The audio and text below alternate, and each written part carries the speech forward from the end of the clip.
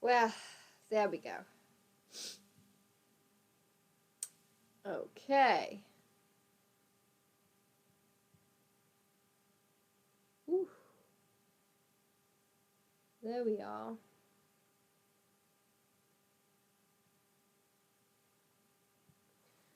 Alrighty. Now, continue watching. I changed into this, and I would like to tie my hair up because it's hot.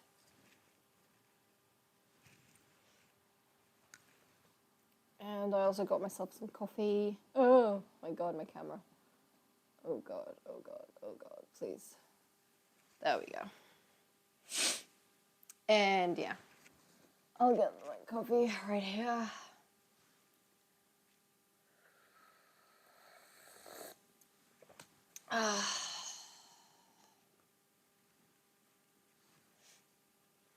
Let's continue watching. So, this basically, I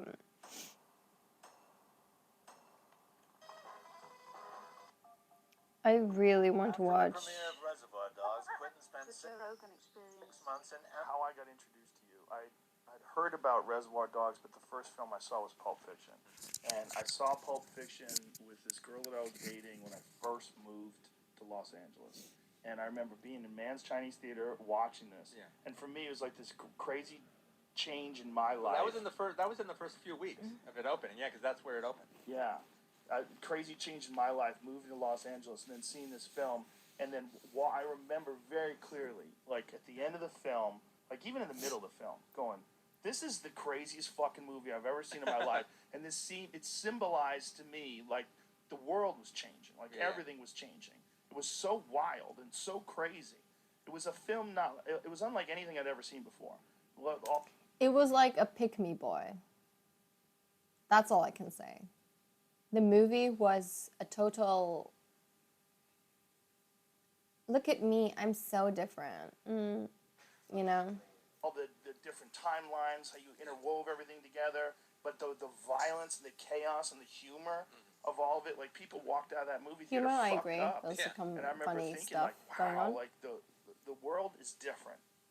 Like sometimes you'll see a work of art, something, and you'll say that thing just changed everything. Okay, I kind of understand how Joe Rogan is explaining the whole experience of seeing this movie for the first time. I think in that time period, because Pulp Fiction was out in 1998, if I'm not wrong, right? And, you know, you don't really get to see a lot of movies that were particularly, how do I say, refreshing. Like, most of the movies are very much similar, I guess, in a way, and he kind of brought in a different tone to... oh, it was in 94, there we go. So... yeah, I guess I kind of get it. I get why a lot of people was hyped about this movie. And I'm watching it from a very different generation, so... It was so wild that it influenced so many other films afterwards. They tried to be like a Pulp Fiction movie, or they tried to be wild. Well, people would ask me about that, and they go, hey, did that really bug you when there was a period of, it seemed like 5 years in the 90s where like every crime film kind of had this like ironic bit, and they talked about TV shows and played music in a weird way, and everybody was a smart ass. And they asked me like, well, did that bother you? And I go, well, no, it doesn't bother me. One, I don't think any of them are as good as mine, so it just makes mine look better and better, and my dialogue look better and better. But, you know, one of my favorite directors is Sergio Leone. And I always considered I was doing to traditional gangster films, like, you know, Scorsese, kind of Goodfellas. His dialogue is very dragged. I mean, that's like kind of how people describe Tarantino as, right? If I'm not wrong. But to me, it just feels like I'm trying to get ad revenue from this video, so I'm going to drag it on as long as possible. Some of the dialogues, yeah, they were very, I think, very well thought out of, and actually pretty, you know, very romanticized in a way, which is like what basically is a point of the movie, to actually romanticize very mundane scenes that are happening, and yet they're not real. You can like see that, like the whole mirror stream paradox thing that I was talking about. It's a, yeah, I totally get it, but let's just continue. What he was doing was traditional westerns when he did his spaghetti western. So then the fact that mine hit, and now the fact that not, it wasn't that they were just trying to do Pulp Fiction or Reservoir Dogs. They were trying to exist in the same subgenre of crime film that I had created, which is what all the other spaghetti westerns that came after Leone's had done. So the fact that it wasn't they were doing just Reservoir Dogs or Pulp Fiction ripoffs, I created a subgenre in gangster films that did not exist before. They were trying to fill that subgenre, and that was fucking awesome. That's got to be a wild feeling. It was great. I had affected gangster films. I mean, by that point, to do kind of a Scorsese kind of thing was like almost passé. Yeah. Well, you brought back John Travolta. Yeah, which is pretty wild too. Well, I remember even asking somebody. I go, okay, well, when people say Tarantino-esque, what do they mean? And there was a guy I knew. He's like a film analyst. His name Dave Scow. And he goes, well, okay, just to give you an idea, it's like, okay, so in Bad Boys, I think it was like Bad Boys. I go, well, like in Bad Boys, okay, you have a couple of henchmen working for the bad guy. They're sitting in their car, and all of a sudden, they have a conversation about an I Love Lucy episode. Okay, that wouldn't have happened without you. Yeah, it's true. Yeah. Well, what is that from? I mean, where have you had this flair for references and this way of layering?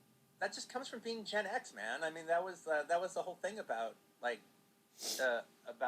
generation is the idea that. The generation before us that like lived through the '60s, they had the '60s. They had the accoutrement of the '60s. They had all that '60s music, and they looked down on the generation that grew up in the '60s, in the '70s. Like you didn't have any of that shit. You didn't have the music that we had.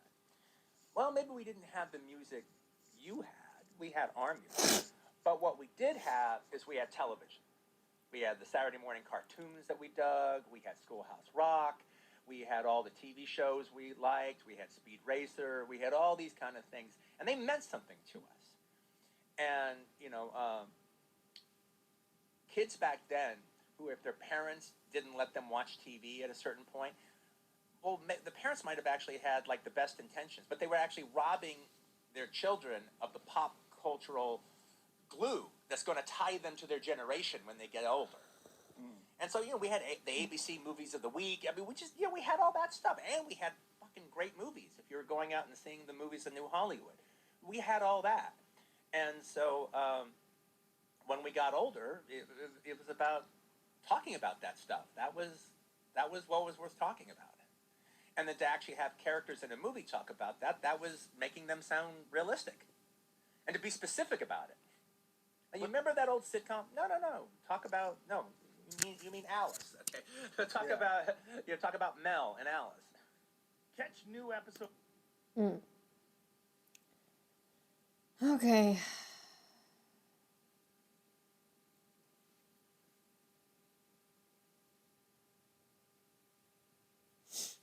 All right. I mean, Amsterdam. The first few months he did what everyone does in Amsterdam. Later, Roger Avery joined him, and they started work on the screenplay that would later become Pulp Fiction. Quentin already had in his hands the proposal for his next project, with a budget of at least $1 million. This happened thanks to Danny DeVito, who was devastated at not being able to participate in the making of Reservoir Dogs. Later, Danny would make studios pay just to read a new Tarantino script, and later became the producer for Pulp Fiction, helping Quentin to receive an $8.5 million budget. Meanwhile, in the Netherlands, the screenwriters had come up with something epic. They took all the drafts and decided to combine them into a new project. First, Avery's Chaos Rules the World became the Golden Watch scene. They also added a deleted scene with the soiled car interior from True Romance, a perfected story about a date, and a dialogue that never made it into Natural Born Killers. By mid-1993, they had it finished. Quentin asked Avery to continue working on the movie with him, but Roger needed money fast because he wanted to get married and to shoot his own film, Killing Zoe. So he sold the rights to Pulp Fiction. The rights were bought immediately by Miramax Studios, and Tarantino began preparations for shooting. He was able to get almost the whole Reservoir Dogs team: Tim Roth, Steve Buscemi, Harvey Keitel, producer Lawrence Bender. Okay, that guy was Tim Roth.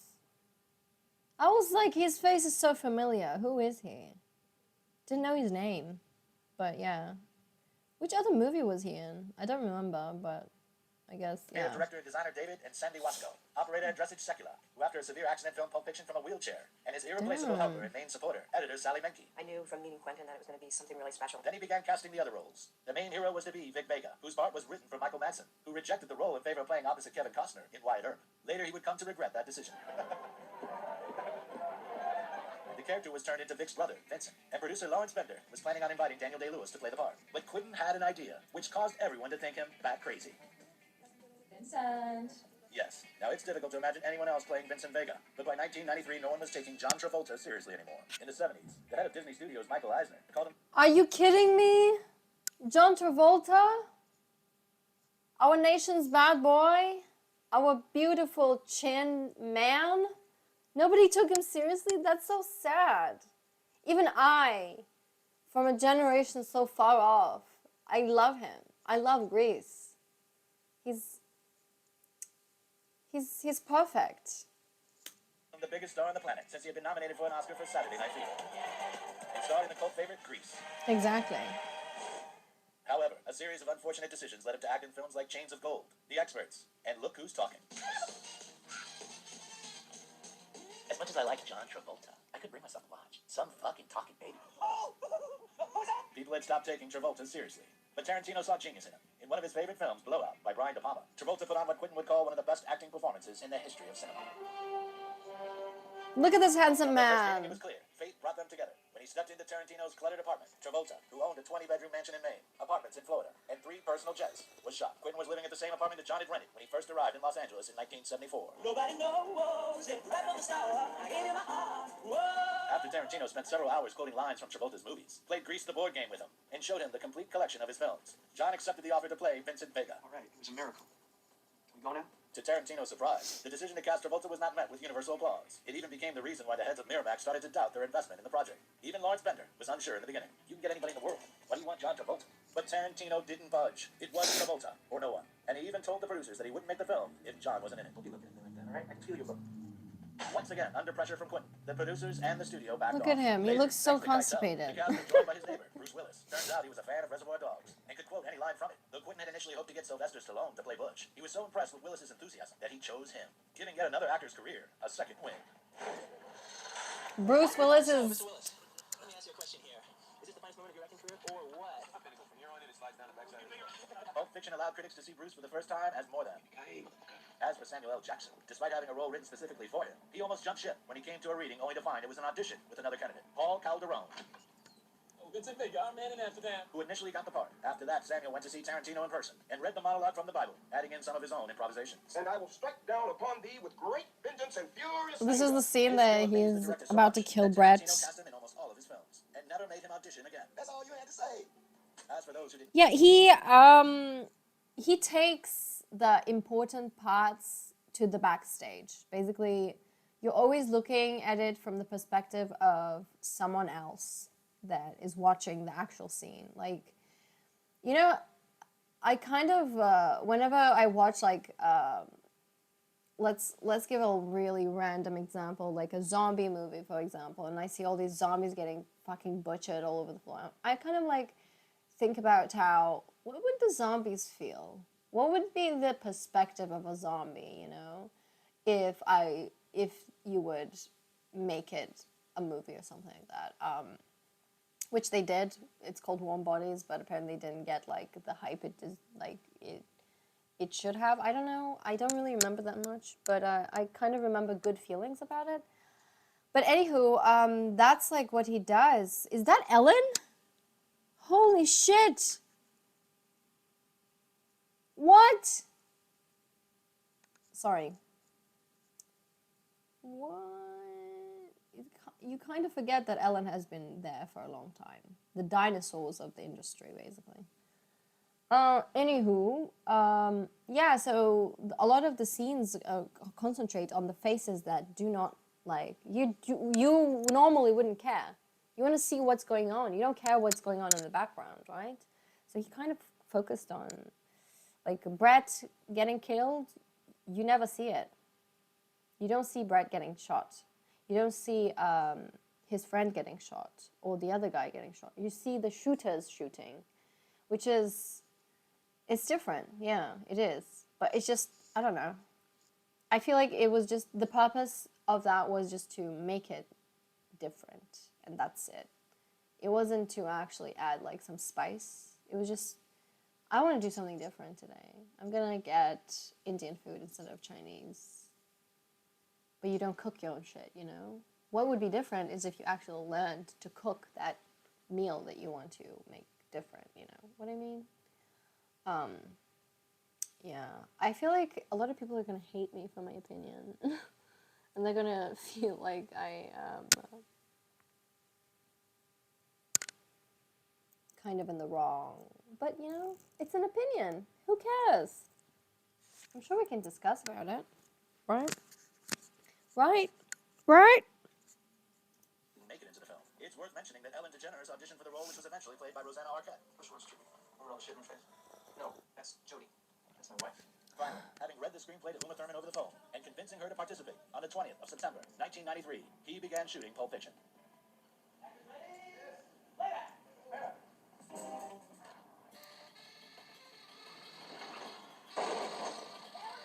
Filming had started, and still, Quentin was choosing who he was going to play. Though he saw himself as Lance the drug dealer, he decided on playing the anxious Jimmy, Don't fucking Jimmy me, Jules, okay? thinking that he wanted to be on the other side of the camera in the final scene. Vincent Vega and Marcellus Wallace's wife. The scenes involving Tarantino were directed by Robert Rodriguez. They look like a couple of dorks. Ha ha ha, you're close, motherfucker. When one thinks of Pulp Fiction, one instantaneously pictures the interior of the Jackrabbit Slim's restaurant. The decorations for it cost $100,000. No wonder the milkshakes were so expensive. Did you just order a $5 shake? On a serious note, besides the obvious references, there were a few more interesting ones. The walls of the restaurant were hung with posters of Roger Corman's films. One of Tarantino's favorite directors, the waiter played by Steve Buscemi, looks like one of Quentin's favorite musicians, Buddy Holly. And the tables made of cars were borrowed from the movie Speed. It is a whole vlog that, like a really daddy's money vlog that holds no substance other than the fact that he's trying to get ad revenue from YouTube, and people for some reason like to watch other people doing shit. Do I like to watch other people doing stuff? No. I like to do stuff. I like it when people watch me doing shit. You know? Speedway, starring Elvis Presley. All you gotta do is just let yourself go. By the way, the same building that was home to Jackrabbit Slim's also housed Bush's hotel room, the room which Vincent and Jules enter, and the basement of the Mason-Dixie pawn shop. It was from the parking lot of this very building, during filming, that Quentin's car was stolen, the same car which Vincent drives in the movie. No, that's actually 20 years fun. later, a policeman found it accidentally when he stopped two teens who were stealing it from its new owner, who had no idea that he had spent the last 15 years riding around in Quentin Tarantino's car. What's more chicken shit? Whoa, that's so I cool. don't fuck with another man's vehicle. Just against the rules. In Pulp Fiction, Quentin included more references than in any other of his works. Vince and Mia's dance was a reference to 8.5. Butch and Marcel's meeting, Psycho. And the glowing case was from Kiss Me Deadly. As for the dialogues, Motherfucker. half the movie was references to other films. You want that gun? No, you did. Oh yeah, that's the rapist. You want that gun? Pick it up. I wish you would. The most important of which was Jules' sermon, which practically copied Karate Kiba. And I will strike down upon thee with great vengeance and furious anger, who poisoned and destroyed my brother. Considering the result of the premiere, which occurred at Cannes in May of 1994, it's hard to believe that the film only cost $8.5 million. Hell, just Bruce Willis's paycheck for Die Hard 2 was bigger than the whole budget for Pulp Fiction. A few days later, Quentin received the grand prize of the film festival. I just don't understand rich people, man. From the Film Critics Association for Best Picture, Best Directing, Best Screenplay, Best Acting done by John Travolta, as as well as Golden Globe and BAFTA for Best Screenplay, as well as I 7 think Oscar Samuel L. nominations. Jackson Best should have Picture, gotten the Best best Supporting actor. Actor and Actress, Best Director, Screenplay, and Film Editing. But at the 67th Academy Awards ceremony, Pulp Fiction together with The Shawshank Redemption were victims of the sweeping success that was Forrest Gump. Oh yeah, Forrest Gump. It was one of Oh, the most predictable I battles for the love. Oscars. But Pulp Fiction did get a statuette for Best Original Screenplay, and their acceptance speech is considered to be one of the best in the history of the Oscars. My wife Gretchen, who I love more than anything in the world. And I really have to take a pee right now, so I'm gonna go. Thank you. Hey, do you like our Uh, work? that guy was more relatable than any of these characters. I always have to go pee. Anywho, let's continue watching this as well. Is my microphone still on? Okay. Heating meanings. So I'm watching these because I want to see if I missed anything.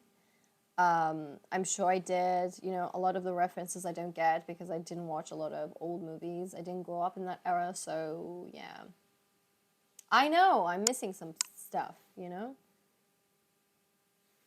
But I have a feeling that even if I did know all those references, I still would be like,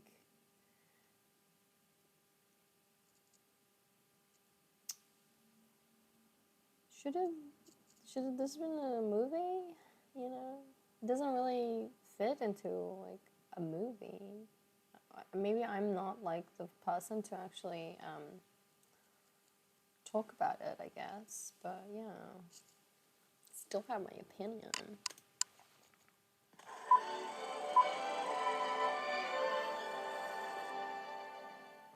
Greetings, and welcome to Earthling Cinema, where we examine the last remaining artifacts of a once proud culture and try to understand what human lives were like before their planet was destroyed.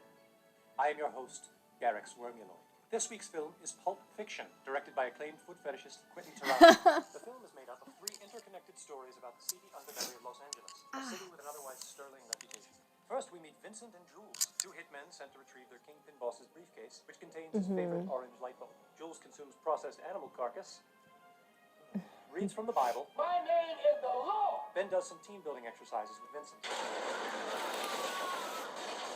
Next, we follow Vincent as he takes the Kingpin's wife Mia out for some food paste and engages in some sort of bizarre wordless courting ritual. He promptly ruins the mood by leaving his poison for Mia to find, then stabbing her in the heart with a tiny sword. Wait, who is this YouTube channel? I don't know. Wisecrack. This video. I didn't know them. I didn't know them. Oh, I'm gonna watch. I'm gonna subscribe. I like it. I like the vibe. Ew, I hate saying the vibe. Ah, fuck. I got foot cramps. Damn you, Tarantino. Damn you. I got foot cramps. It's all because of you. I know you cursed me right now because I criticized your movie. Oh God, my feet. Ah. Before their planet was directed Okay, by sent to retrieve sorry. their Kingpin boss's briefcase. Reads from the Bible. My name is the Lord. Ben does some team-building exercises with Vincent. Next, we follow Vincent as he takes the Kingpin's wife Mia out for some food paste and engages in some sort of bizarre wordless courting ritual. He promptly ruins the mood by leaving his poison for Mia to find, then stabbing her in the heart with a tiny sword. Ordinarily, this would kill a human, but it appears that Mia is immortal. I see no other possible explanation. Finally, we have Butch, an over-the-hill boxer with too much pride and a jewelry fixation. 5 long years he was. Up his ass. He and the Kingpin go to a pawn shop. I actually forgot to comment on that scene. I kind of dissociated through the whole dialogue, and I was wondering who this guy was who was talking about some fucking watch up someone's ass, and then I kind of looked back. I think it was his dad telling him about the watch, probably.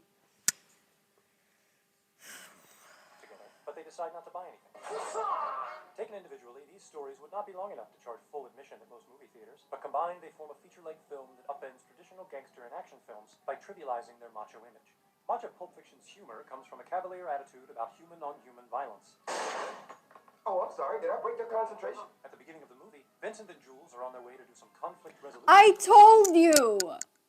Boys will be boys. This is like the perfect movie. If you gave the brain of a little boy to like a grown ass man and told him to make a movie, this is the shit that he would make.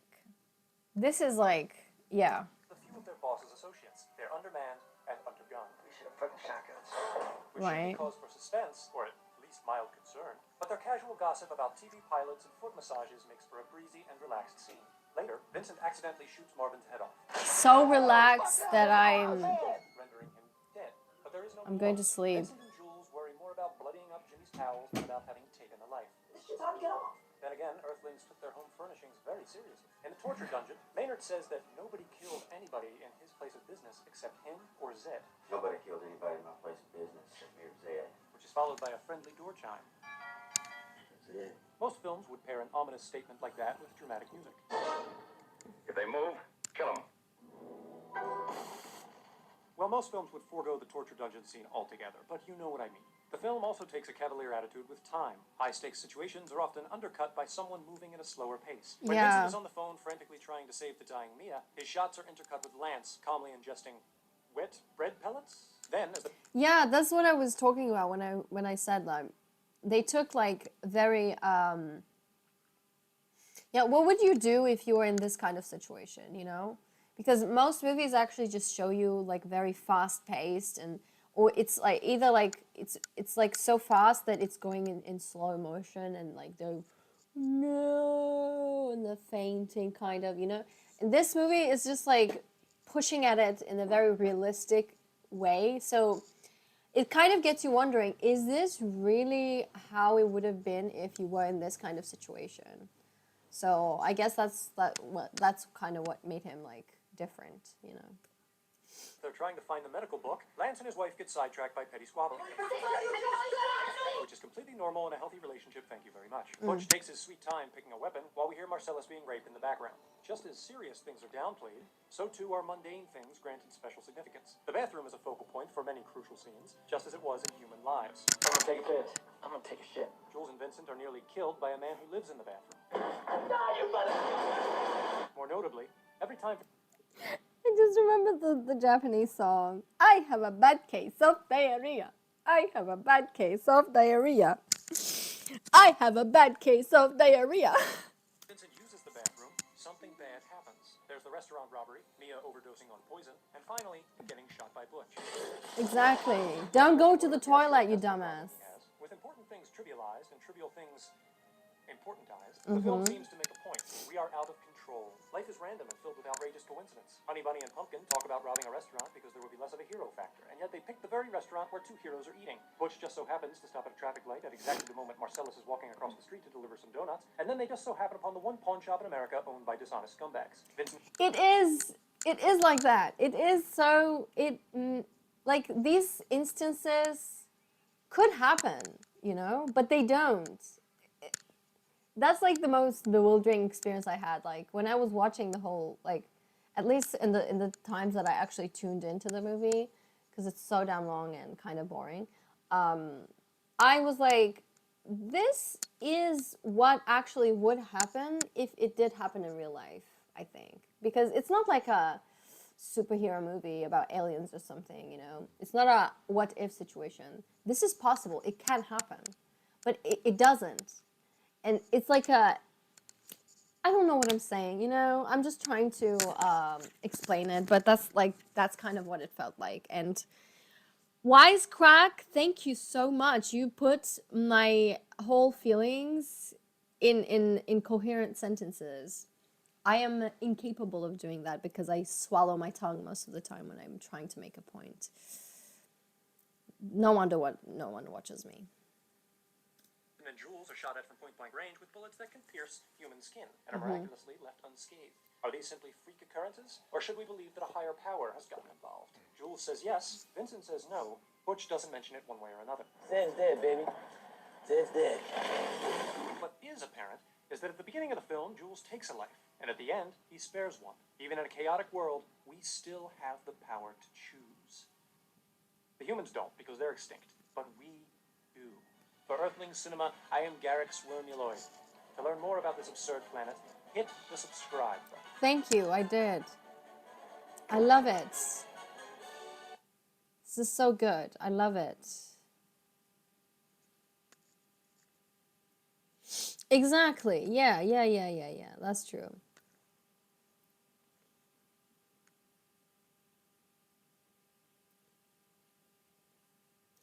Pulp is often found in orange juice. OJ is a typical breakfast drink. The whole movie has the most important scenes taking place around breakfast. I often think of the phrase breakfast is the most important meal of the day. For example, the opening scene occurs with Pumpkin and Honey Bun eating at a diner for breakfast. Vincent and Jules arrive to get the briefing in the following scene, and Brett is eating Big Co in a burger. Jules says, "Looks like we caught you in the middle of breakfast." The night after Butch wins the fight and meets up with his girlfriend Fabian, she tells him how she wants blueberry pancakes with syrup for breakfast. Butch leaves and runs into Marcellus as he's crossing the street. Marcellus is carrying 2 coffees and a pink donut pastry box, presumably for him and Vincent to have for breakfast. When Butch arrives at his apartment, he opens up a bag of Pop-Tarts and pops them in the toaster right before noticing Vincent's gun and shooting him respectively. Following Marvin getting shot and disposed of, we meet the wolf. After Vincent, Jules, and the wolf leave Jimmy's house, the wolf says to them, "I'm taking my lady out for breakfast." Wow. All about breakfast. Cool theory, but it's actually based on pulp magazines.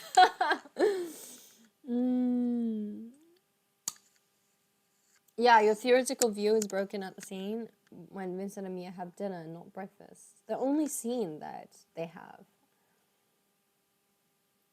Maybe that's like a symbolism to all the mundane shit that's going on, and that's like the only normal scene that we get, and it's dinner. I don't know. Could be.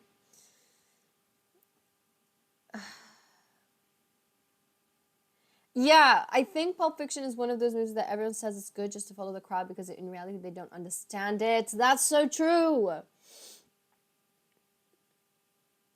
Yeah. Yeah, I totally agree. But there is no message. There is no message. You said that I don't think there's a message there. I don't know. But that's the thing, you know? I guess maybe you're supposed to kind of analyze it. I don't know why. This is possibly the most informative, insightful. Yeah, it was. Another great film choice. More great humor. Still playing it.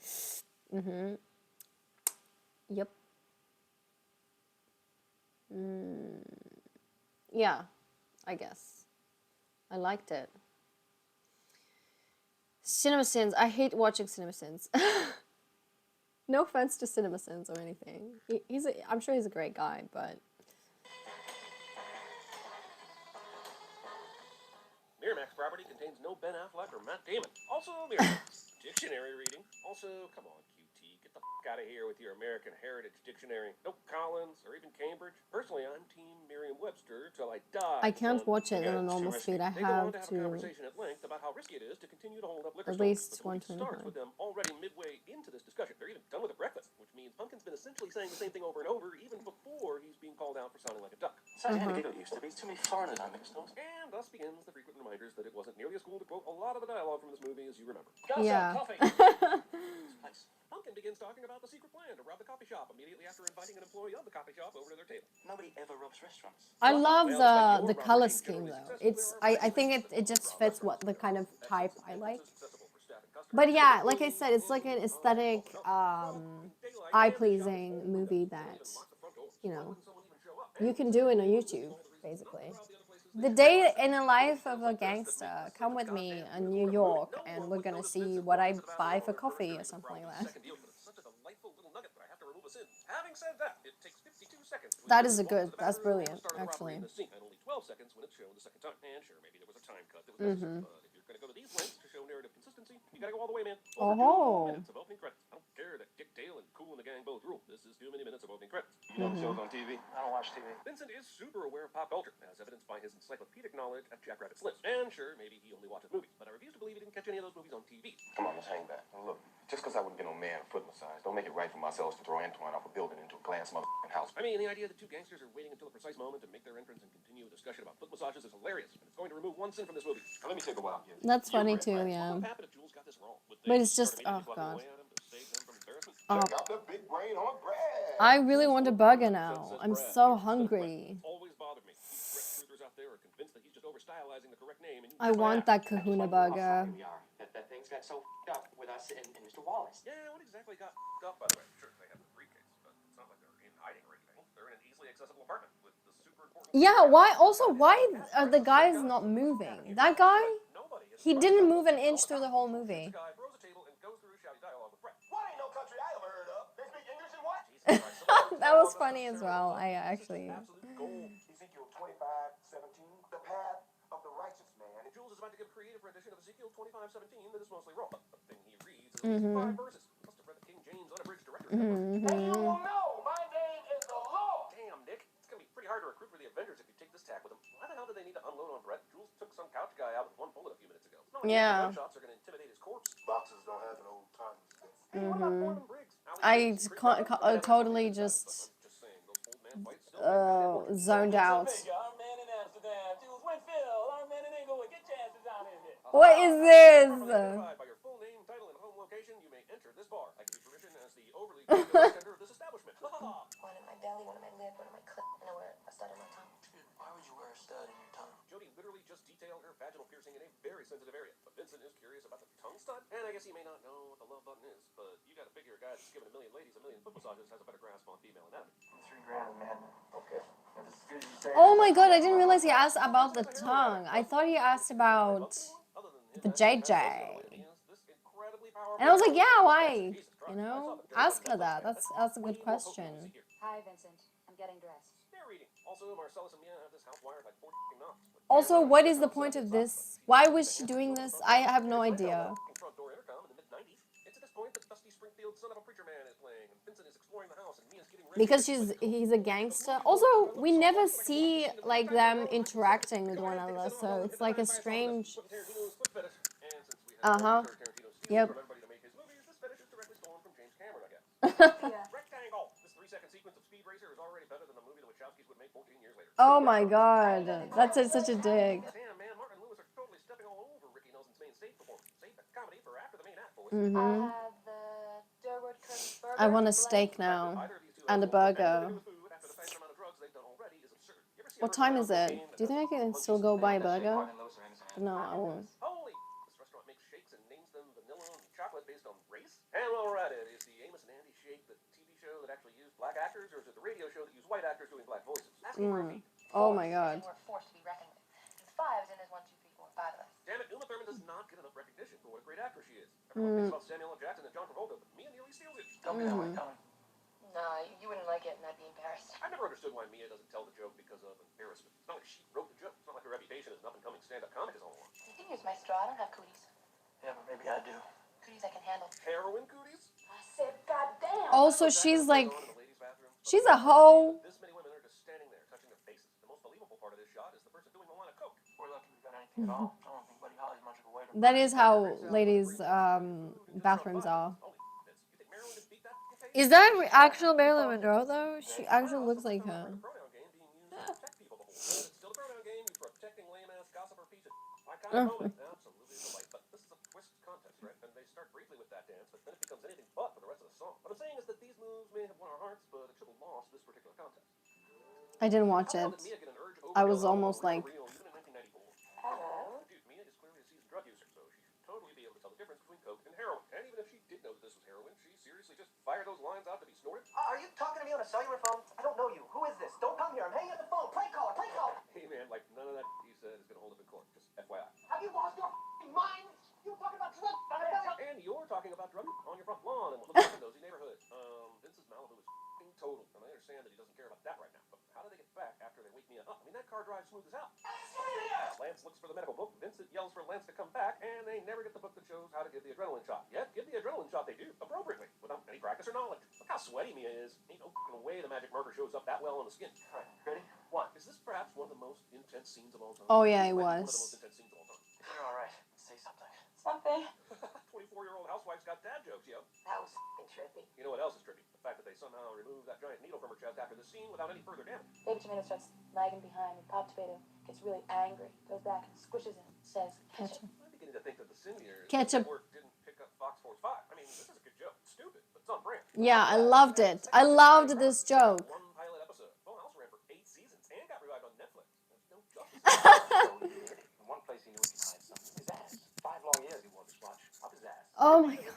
What the hell was this scene? I was like, what? Is another sin removed. How the hell is Butch this sweaty if he just woke up? And it's not like he was even having a nightmare. He was dreaming about the watch. At this rate, he'll have lost It's always, yeah, it's always in, there is no important part. It's the aftermath. Times where I really enjoy it. It gives us the iconic lines like, will you give me more pleasure? And I'm going to get medieval on your ass. Which are awesome. It's just that it's not really essential to the rest of the plot. And the other parts are so much more enjoyable. You can seriously skip the entire section and the movie's just as good. If not Yep. better. Trust me, I've done this several times. One thing about the scene that has always bothered me. Just an old school touch Tarantino is putting on his fiction about pulp, but it's this black and white rear screen projection throughout the ride. Next time I see you, we'll be on Tennessee time. For the record, Knoxville, where he's going, is the Eastern time zone. You go a little west and you're in the Central time zone. So Tennessee time is an abstract concept, and you're an asshole if you think otherwise. What we find pleasing to the touch and pleasing to the eye. I love this scene. Times like this where you can literally hear Tarantino's writing getting a little too philosophical for his own good.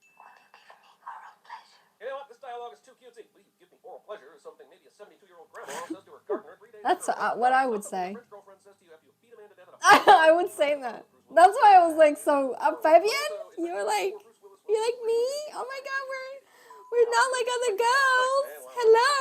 disparity in quality between an actor and movies released in the same year. That's got to be one of the biggest. I'm sorry. We were sitting color of night, right? I'm gonna order a big plate of blueberry pancakes with maple syrup. This movie's over 2.5 hours, dude. And I'm just saying, as great as it is, there's a lot of unnecessary shit like this that makes it run that long. Yep. Specifically reminded you not to forget the f***ing watch. Either Butch didn't specifically remind her, or she's just plain airheaded. It doesn't matter. It's always bothered me that Butch didn't just bring the watch with him to the fight, mixed in with his other things. This watch is so important that he's about to risk his life trying to get it back, and there's no reason he couldn't have brought it with him, or at least put it in a place where it was guaranteed that Fabian would bring it to the motel. And there's a ton of a ruckus in crowded apartment buildings and hotels in this movie, and no one says.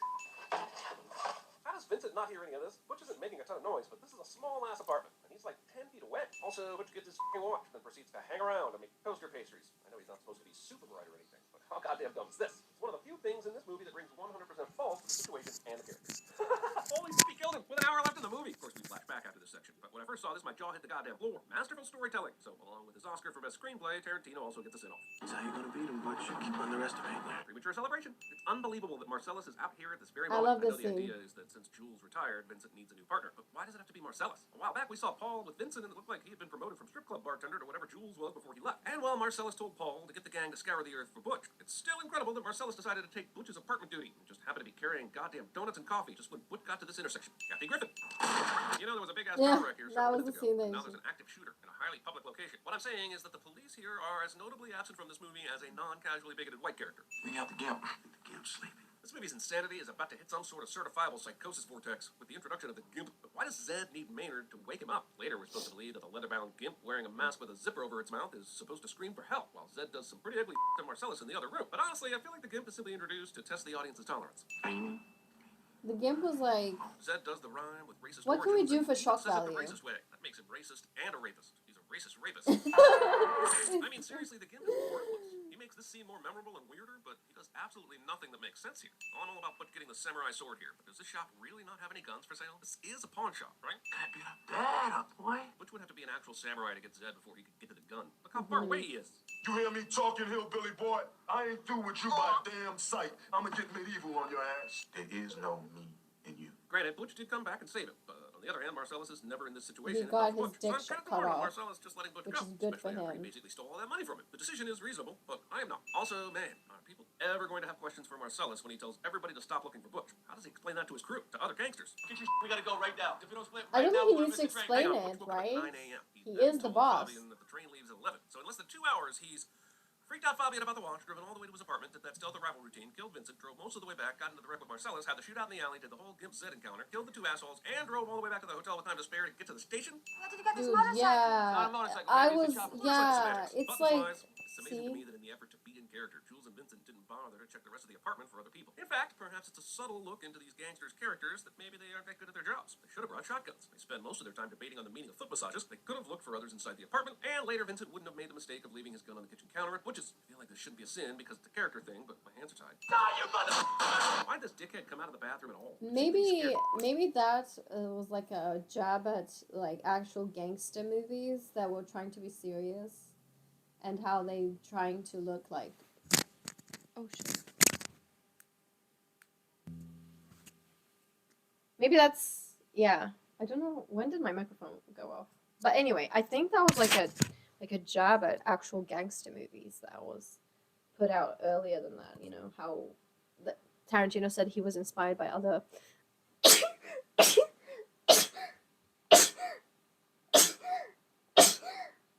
Ah. Oh. Holy shit! I'm getting so sick. And shit. Oh fuck. And I just forgot what I was saying. Stupid sneeze. Oh goodness. Oh, never mind. Gotta think they're about to leave after unloading on Brett. Sets up a funny sequence of events, but it also makes no goddamn sense. We should be dead, man. Jules would be amazing at CinemaSins. Do you want to continue this theological discussion in a car or in a jailhouse with the cops? You two seem very uninterested in leaving a place where roughly 1,800 bullets just got fired. This is the first time you've even shown awareness of this issue. Okay, so I don't think anyone took the case when they left. Remember, after Vincent closes the case, he immediately walks over to get in a position to kill Brett once Jules goes all Ezekiel 25:17 on his ass. After they kill him, there's a moment where we never see Vincent where he could have gotten the case. But when he admonishes Marvin for not telling him about the gunman, he doesn't have it. And Jules doesn't have it because we see him putting his gun back in his pants using both Holy hands shit, just that's before he actually a leaves. good Nobody point. goes back into the kitchen, so the case is still sitting there. I You're zoned seeing out that show so Cops? much that I People couldn't watch even television, like that's why Jules had to analyze explain it to you what a so pilot much. is. You gotta have an opinion. We won't show you the aftermath of Vincent's lack of gun safety here, but the windshield gets painted red, and apparently no one ever sees it. Later, Jules will say that they're on a city street in broad daylight. I guess God is still playing his divine intervention games, except when it comes to Marvin. Also, once again, this sets up a great sequence of events, but what highly trained hitman talks to a motherfucker while casually pointing a loaded gun at him? Just doesn't make sense. I used to say so beauty, and when I finished the time, it looked like no That's what I goddamn was. Okay, Mexican. now I remembered what I was saying. I think that was like, I don't know if that was his intention, but it could be that he was trying to criticize or parody how old gangster movies were like so serious and they did everything so cool, and yet it doesn't make sense to it. If I don't know, I guess rich people, man, like Tarantino just put like a big, huge impressionism artistic thing with the ketchup and said, "Look, it's you are going to see your past, future, and your present all in this piece of spray paint over here. You're gonna fucking love it. It's gonna be sold for $30 million, and this is the whole point of this movie." And everybody is like looking at the Emperor and saying, "Oh, I see the clothes. He's not naked, but that one kid is me." Or maybe other people who don't have that popular opinion, and they're like, "Ha, you're naked, dumbass." You know? Curious to me that Jules, who just a few minutes ago told Vincent not to blaspheme, does it here in some offhand remark. I guess it's human to slip up, but I'm going to sin human nature, because this movie is going to have so few sins anyway. I need you to tell me how good my coffee is, okay? Quentin Tarantino's acting versus his writing and directing. Is there a bigger talent gap? Discuss. Also, is this the worst performance by a movie director since Sofia Coppola in Godfather 3? Look at him, he looks constipated. It's a dead in my garage. During this scene, Jimmy will say the N-word 4 times in front of Jules, all because he feels entitled to do so. And sure, somebody pulling up in someone's garage with a dead body seems like it should give the homeowner carte blanche to say and do whatever they want to somebody, but no, it doesn't. No, you freak. This is the same morning that Marcellus meets Oh, Vincent look at and him, Jules he's at the so bar. gorgeous, In fact, I just love a couple him. hours at most before that scene, but he's in a completely different outfit as he is there. And I guess you can make the case that the shirt's the same, but not the pants. He seriously changed his outfit before going into the office? It's 30 minutes away. I'll be there in 10. Just because the Wolf drives fast does not mean he navigated LA traffic that fast, unless he was driving on sidewalks. Jeez, the most likely legal consequence of this morning is Winston getting a ticket for parking in the middle of the f***ing street. I'm with the Wolf. I saw problems. The Wolf is a great addition to the cast, and he definitely sees the situation with a calm He eye looks and all like a that. His parody. plan is pretty straightforward, right? Have to clean the car, put the body on the trunk, then clean himself. The only real assistance Winston gives is to call Monster Joe, but he could have done that from the beginning. Boys, get to work. Please would be nice. I guess it fits Vincent's character, but this demand for a please has always rubbed me the wrong way. Like, even Vincent would realize this isn't a situation that demands politeness. One of the key aspects to this Bonnie situation is Bonnie. So when Jimmy gives their best linens away and suddenly has enough money to buy oak furniture, how does he explain this to her? Strip all the way to your bare ass. Quentin Tarantino's private conversations with Harvey Weinstein somehow made it into the final script. Hey, where the hell's the bullet hole in the back windshield? Holy, sudden Julia Sweeney. Say goodnight, Raquel. Good night, Raquel. 35-year-old girlfriend's got dad jokes, yo. How the have I watched this movie a million times, but never noticed the adorable puppies in the background? Oh my of the god, scene? yeah, I I never didn't noticed notice it them here as because the movie's well. much more puppy explicit than it is. Yolanda. I love this character, look at her. That is not what she said last time, although it's close. And yeah, you could say the story story is now being told from Jules' perspective. That's what he remembers hearing. But I'm not buying it. God damn it, does Vincent seriously become deaf when he hits the head? There's a ridiculous amount of noise happening outside the bathroom. Now I'm going to count to 3. If you don't open that case, I'm going to unload in your face. Someone said that Vincent going to the bathroom every time is very it makes sense because he's taking drugs all the time and you always have a need to shit or like piss or something. And I guess it kind of makes up for the whole bathroom scenes, but you know. Rhyming notwithstanding, this is a total I'm going to count to 3 before I do something in a movie cliche. I mean, all the focus is on this one corner of the diner. This is When this it's is time to leave, look at Rumpel's Yolanda, stand she's up. great. Give Nimrod $1,500 and I'll shoot him on general principle. Nah, I ain't giving it to him. She was such a good actress. I'm giving you that She money was so I don't have to perfect. kill your ass. I guess it makes some certain sense in Jules' new worldview that he's giving Pumpkin this money as a trade for not killing him. But why does he allow him to take everyone else's wallets and valuables? This is a guy who's about to devote his entire life to God. And he's just going to let these thieves take innocent people's money. And he didn't give Pumpkin the case because it didn't belong to him. But neither does all the other people stuffed in Pumpkin's bag. The truth is, you're the weak, and I am the tyranny of evil men. But I'm trying, Ringo. I'm trying real hard to be the shepherd. Samuel L. Jackson lost to Martin Landau in the 1994 Oscars, and I think Landau was great in Ed Wood and should be recognized. But Samuel L. Jackson in Pulp Fiction was the best performance. Yes. Whether you agree on that statement or not, I'm removing 5 cents for it. Yeah. I agree. Why did the hero flush the toilet? Why? Because it was his duty! Okay. Wait, what is this? Hello. Oh, Hi, okay. Captain Coons. Let me tell you about the cinematic awesomeness that is movie. Now you listen to me. Oh, is this a okay, I can't sponsor post. Okay, so you see that's the thing. A lot of people are just constantly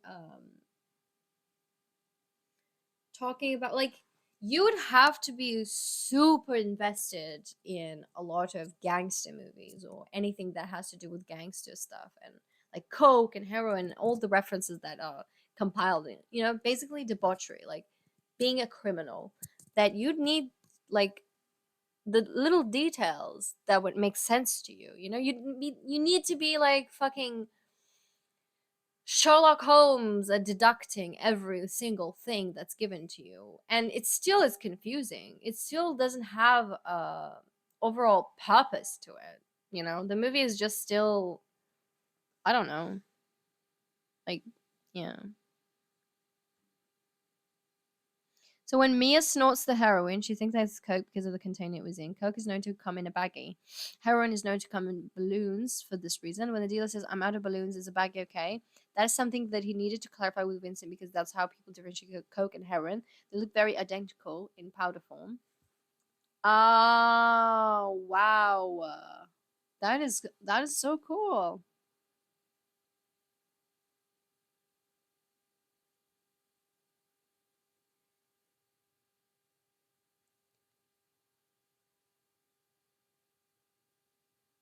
Yeah, I guess in the I still don't know why I'm supposed to care about these characters.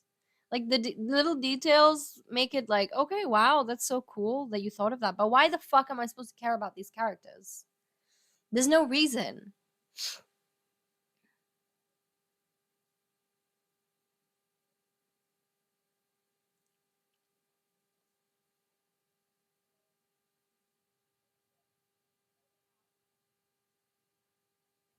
There's a lot of plot holes, I think, you know? I think he should have given more sins. I'm not sure. Anywho, that was pretty much it for me. Um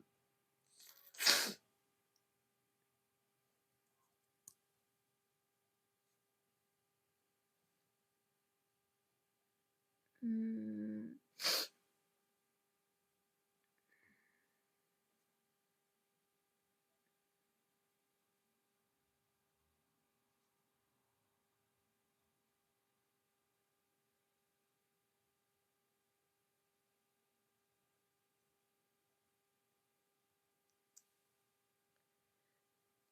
and voila. Wait, hold on.